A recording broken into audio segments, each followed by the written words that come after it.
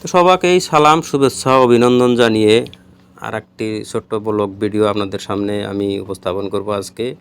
তো আশা করি সবাই ভালো আছেন, সুস্থ আছেন এবং সবারই সুস্থ ও শুভকামনা নিয়ে কাঁঠাল নিয়ে আজকে ভিডিওটা শুরু করলাম। তো কাঁঠালের বিষয়ে অনেক মতবাদ করেন, খাইলে কি হয়, না খাইলে কি হয়, কি সুবিধা কি অসুবিধা। আজকে আমি সেই সুবিধা সম্পর্কে এবং সুবিধা কয়েকটি নিয়ে আজকে ভিডিও তৈরি করতেছি। তো যাই হোক,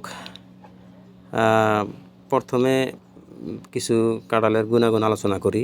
কাঁঠাল খাইলে অনেকে হয়তো এই বিষয়গুলো জানেন না যে কাঁঠাল খাইলে প্রাথমিক পর্যায়ে কিছু উপকার আছে। সেগুলি হলো কাঁঠাল খাওয়ার ফলে পাইলস ও ক্যান্সারের যে যথেষ্ট আশঙ্কা কমিয়ে দেয়, সেটা অনেক হয়তো জানতে না পারেন।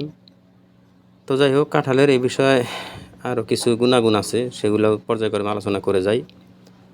তো এর মাঝখানে একটা কথা বলে রাখি, যদি আমার ভিডিওটা ভালো লাগে কেউ লাইক, কমেন্ট এবং চ্যানেলটা সাবস্ক্রাইব আপনি করে দিয়ে আমার পাশে থেকে এবং সহায়তা করতে পারেন। তো আসুন কাঁঠাল নিয়ে আরও কিছু গুণাগুণ আলোচনা করি। কাঁঠাল খাইলে বা কাঁঠালে যে যথেষ্ট পরিমাণে ভিটামিন B6 ও ক্যালোরি থাকে, তো এই ভিটামিন B6 ও ক্যালোরি আমাদের শরীরের জন্য খুব অপরিহার্য, যেটা আমাদের শরীরকে সতেজ রাখে এবং চাঙ্গা রাখতে যথেষ্ট পরিমাণে সহায় করে।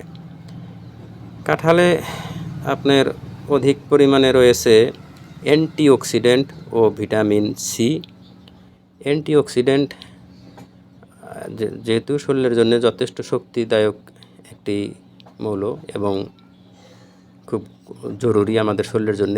ভিটামিন সি বিভিন্ন ধরনের চর্মরোগ প্রতিরোধে ভিটামিন সির যথেষ্ট অবদান, আমাদের শরীরে ভিটামিন থাকা খুব প্রয়োজনীয়। ভিটামিন সি কাঁঠাল খেলে যথেষ্ট পরিমাণে বৃদ্ধি হয়। এভাবে কাঁঠালে রয়েছে যথেষ্ট পরিমাণে পটাশিয়াম, যেহেতু আমাদের শরীরে পটাশিয়ামের অধিক গুরুত্ব আছে, যা নাকি আমাদের হৃৎপিণ্ডকে সুস্থতা রাখা যথেষ্ট সহায় করে এবং হৃৎপিণ্ডর যে অপকারিতাগুলো রোধ করাত এই পটাশিয়ামে যথেষ্ট পরিমাণে অরিহণা যোগায়।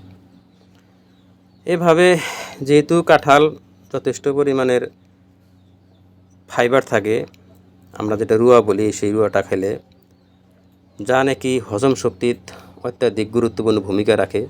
এই ফাইবার থাকার জন্যে আপনি কাঁঠাল খেলে মলটোস নরম হয়।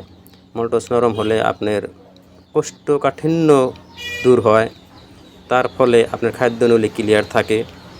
সেই জন্যে কাঁঠালে যে ফাইবার থাকে সেটা খুব গুরুত্বপূর্ণ আমাদের জন্য।